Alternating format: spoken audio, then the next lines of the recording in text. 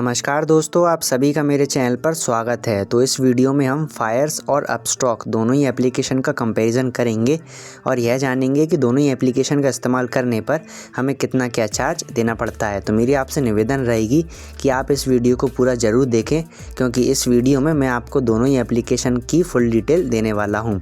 तो चलिए अब हम बात करते हैं कि दोनों ही एप्लीकेशन का इस्तेमाल करने पर हमें कितना क्या चार्ज देना पड़ता है।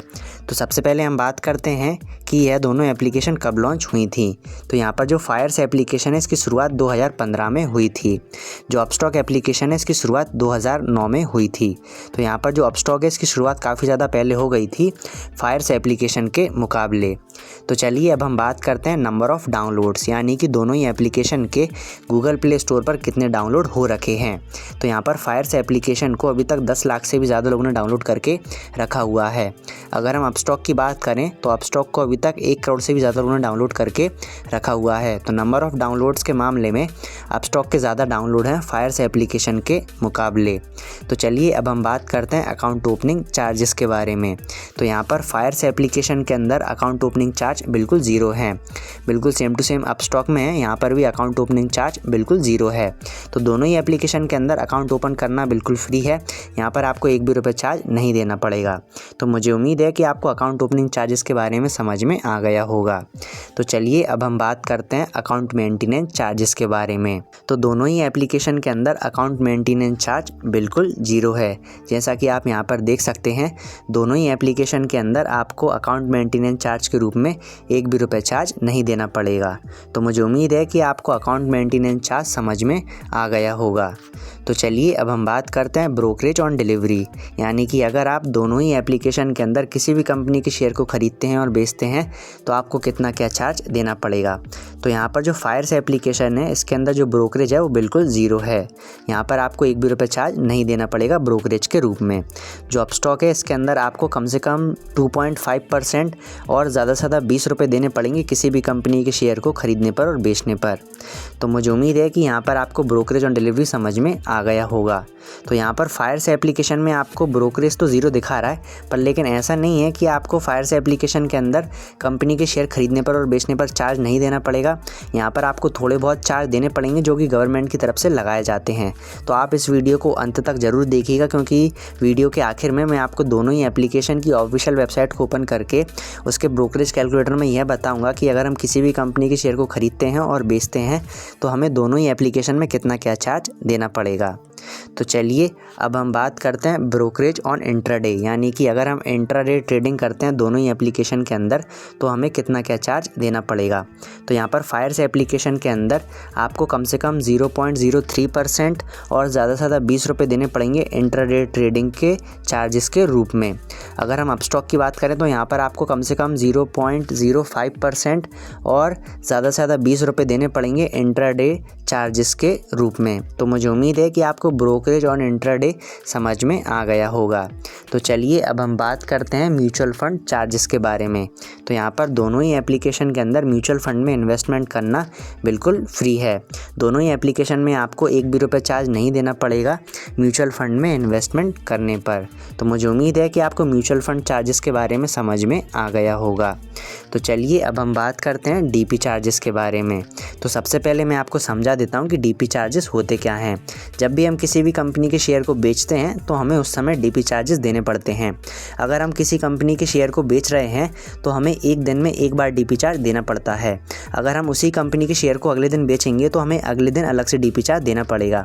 तो कुल मिलाकर यह है कि हमें 1 दिन में एक कंपनी के शेयर को सेल करने पर 1 बार डीपी चार्ज देना पड़ता है।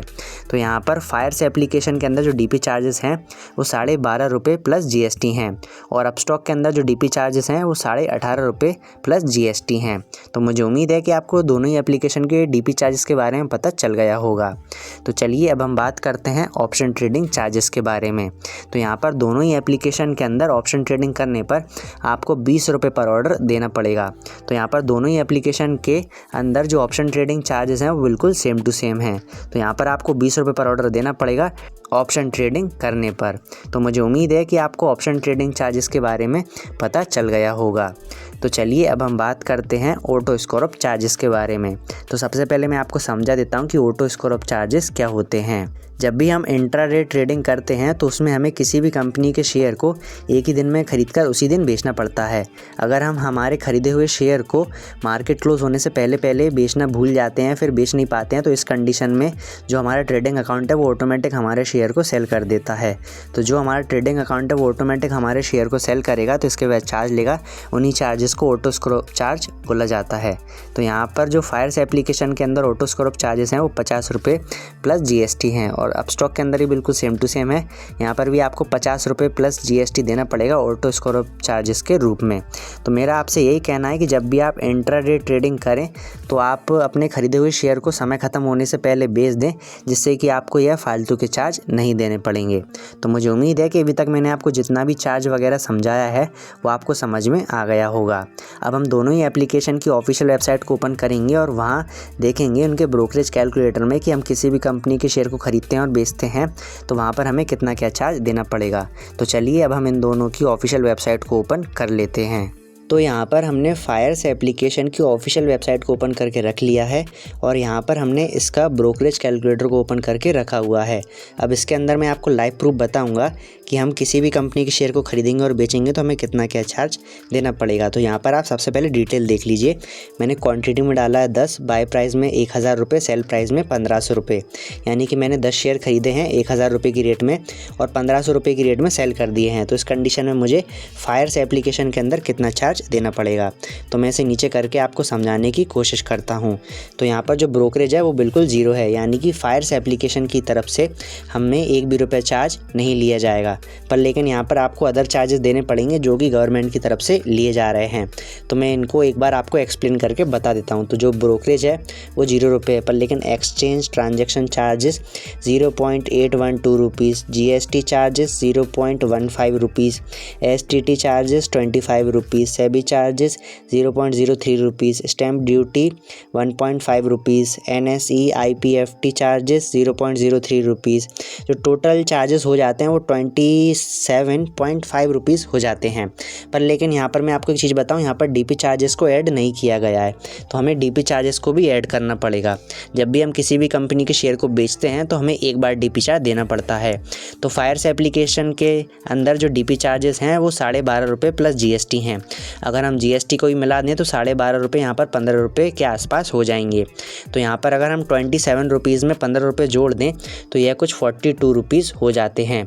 तो फायर्स एप्लीकेशन के अंदर आपको 42 रुपीज़ का चार्ज देना पड़ेगा अगर आप 10 शेयर खरीदते हैं 1000 रुपये की रेट में और 1500 रुपये की रेट में सेल कर देते हैं। तो अब इसी कैलकुलेशन के हिसाब से मैं आपको अपस्टॉक एप्लीकेशन के अंदर बताऊंगा कि वहाँ पर आपको कितना क्या चार्ज देना पड़ेगा। तो चलिए अब हम अपस्टॉक के ब्रोकरेज कैलकुलेटर को ओपन कर लेते हैं। तो यहाँ पर हमने अपस्टॉक की ऑफिशियल वेबसाइट को ओपन कर लिया है और उसके ब्रोकरेज कैलकुलेटर को हमने यहाँ पर ओपन करके रखा हुआ है। अब बिल्कुल सेम टू सेम कैलकुलेशन के हिसाब से यहाँ पर हम देखेंगे कि हमें कितना चार्ज देना पड़ेगा। तो मैंने क्वांटिटी में 10 डाला है, बाय प्राइस में 1000 रुपये और सेल प्राइस में 1500 रुपये, यानी कि हमने 10 शेयर खरीदे हैं 1000 रुपये की रेट में और 1500 रुपये की रेट में सेल कर दिए हैं। तो इस कंडीशन में हमें यहाँ पर कितना चार्ज देना पड़ेगा। तो यहाँ पर जो ब्रोकरेज है वो 40 रुपये है, तो हमें यहाँ पर अपस्टॉक को 40 रुपये देना पड़ेगा कंपनी के शेयर को खरीदने पर और बेचने पर। तो 20 रुपये हमें खरीदने पर देना पड़ेगा और 20 रुपये बेचने पर। तो 20 और 20 यहाँ पर 40 रुपये हो जाते हैं। तो हमें 40 रुपये यहाँ पर ब्रोकरेज देना पड़ेगा। और यहाँ पर जो अदर चार्जेस हैं वो 56 रुपीज़ हैं जो कि गवर्नमेंट की तरफ से लगाए जाते हैं। तो मैं एक बार आपको अदर चार्जेस भी समझा देता हूँ। तो मैं इसे नीचे कर देता हूँ। तो आप यहाँ पर देख सकते हैं जो ब्रोकरेज है वो 40 रुपये है, STT CTT charges 25 rupees, transaction charges 0.86 rupees, DP charges 18.5 rupees, state stamp duty charges 1.5 rupees, SEBI turnover fees 0.03 rupees, GST 10.69 rupees. Total tax and charges यहाँ पर हो जाते हैं 96.5 रुपीज़। तो यहाँ पर ब्रोकरेज को और अदर चार्जेस को जोड़ के बताया गया है। तो यहाँ पर आप देख सकते हैं यहाँ पर DP चार्जेस को भी ऐड किया गया है, तो यहाँ पर हमें अलग से DP चार्ज नहीं जोड़ना पड़ेगा। तो यहाँ पर आपको 96 रुपीज़ का चार्ज देना पड़ेगा किसी भी कंपनी के शेयर को ख़रीदने पर और बेचने पर। तो आप यहाँ पर देख सकते हैं हमने बिल्कुल वही कैलकुलेशन ली है जो हमने फायर्स में ली थी। तो यहाँ पर आपको 96 रुपीज़ का चार्ज देना पड़ेगा और फायर्स एप्लीकेशन के अंदर आपको 42 रुपीज़ का चार्ज देना पड़ेगा। तो यहाँ पर अगर आप किसी भी कंपनी के शेयर को ख़रीदते हैं और बेचते हैं तो यहाँ पर फायर्स एप्लीकेशन आपसे कम चार्ज लेगा। तो मुझे उम्मीद है कि आपको इस वीडियो में मैंने जो भी चार्जेस वगैरह समझाए हैं फायर्स एप्लीकेशन और अपस्टॉक के, वो आपको समझ में आ गए होंगे। तो अगर आप बेस्ट डीमार्ट अकाउंट या फिर बेस्ट ट्रेडिंग ऐप के बारे में और अधिक जानकारी प्राप्त करना चाहते हैं तो आपको स्क्रीन पर कुछ वीडियोज़ नज़र आ रही होंगी। आप उन वीडियोज़ पर क्लिक करके बेस्ट डीमार्ट अकाउंट या फिर बेस्ट ट्रेडिंग ऐप के बारे में और अधिक जानकारी प्राप्त कर सकते हैं। अगर आपको इस वीडियो में कोई चीज़ समझ में नहीं आई हो तो आप मुझे कमेंट करके पूछ सकते हैं, मैं आपकी हेल्प करने की पूरी कोशिश करूँगा। तो इस वीडियो को हम यहीं पर समाप्त करते हैं। धन्यवाद।